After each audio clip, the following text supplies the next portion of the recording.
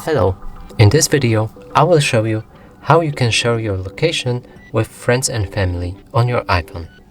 To do this, you need to open your app called Find My. I have it here, but if you can't find it, just go to your App Store, search for Find My, open it,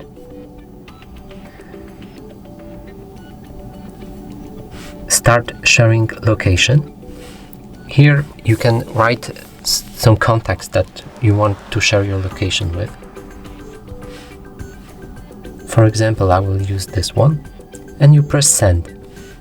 Here you can choose for how long they will see your location.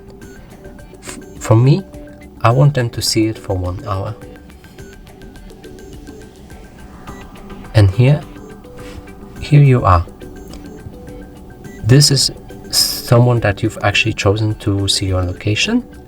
You can also stop sharing location with him if you want. Okay, that's it for this video. Hope you like it. Please consider subscribing to our channel, liking this video, or leaving a comment.